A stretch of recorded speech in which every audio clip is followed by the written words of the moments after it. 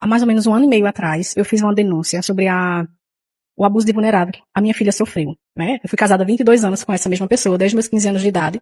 E quando eu flagrei, e a escola percebeu, as funcionárias da casa perceberam, eu vi que a minha filha estava pedindo socorro e tomei coragem de fazer a denúncia. Através da denúncia, eu pedi a medida protetiva, que foi concebida, a medida protetiva, e ele ficou me ameaçando com o primo dele, dizendo que o primo é ex-presidiário e que ia me pegar caso ele fosse preso. A polícia me cedeu também a medida protetiva contra o primo dele. Então eu tenho a medida protetiva contra ele e contra o primo dele. A delegada, na época, fechou o inquérito e viu que sim, ele tinha abusado da criança e mandou para a primeira vara, em Arapiraca.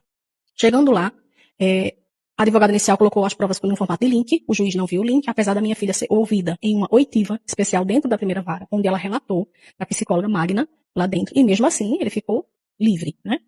Diante disso, diante dessa injustiça em relação ao crime de vulnerável que ele praticou contra a criança, eu recebi as medidas protetivas por medo dele.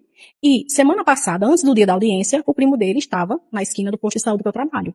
A comunidade me avisou e eu chamei a patrulha Maria da Penha. Quando a patrulha chegou lá, o primo dele apresentou um documento falso e escapou. Hoje, a minha filha está com as avós e eu ia para a cabeleireira no horário de 1 hora, tem tudo provado no WhatsApp, no bairro que eu moro no povoado Capim, zona rural. Tem um porte de arma concedido pela polícia, tem uma posse desde 2020, porque eu moro em zona rural. E simplesmente quando eu fui virar a esquina de casa, eu avistei o carro dele embaixo de uma árvore, na esquina de casa, junto com a cunhada minha, a esposa do meu irmão.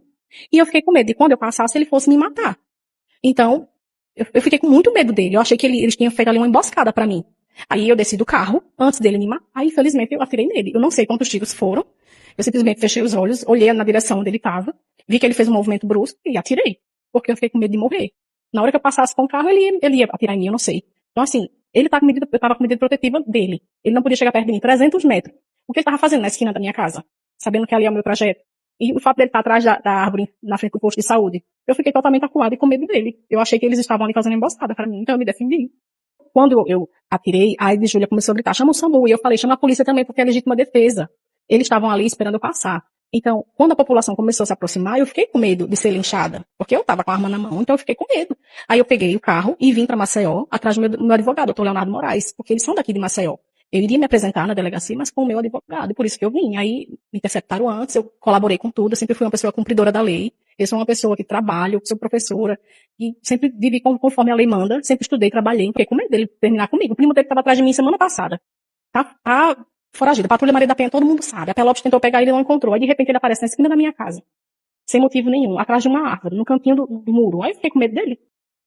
Quando eu falo para vocês que é importante a vítima de violência doméstica solicitar o seu direito a ter porte de arma, eu não estou brincando. Quando o Estado deixa de acolher essa vítima, deixa de protegê-la, que a gente sabe que, infelizmente, o nosso Estado, o nosso governo ainda não consegue proteger diretamente nós, vítimas de violência doméstica. Então, quando o Estado falha, a mulher tem que ser capaz de se defender. Infelizmente, a gente precisa aprender a se defender, seja com uma arte marcial, seja com um porte de arma. A médica agiu corretamente. Ela notificou as autoridades do descumprimento. Ela se defendeu. É legítima defesa, sim.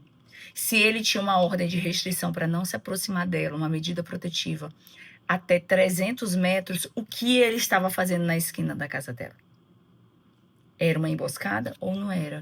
Se fosse com você, o que você teria feito? Me conta aqui nos comentários. Diga, você como mãe, nesse caso, ia aceitar que o seu ex da sua filha permanecesse por aí te ameaçando, te circundando e realmente te colocando em perigo de vida? Em risco de morte? O que você faria nesse caso? Me conta, porque eu quero saber.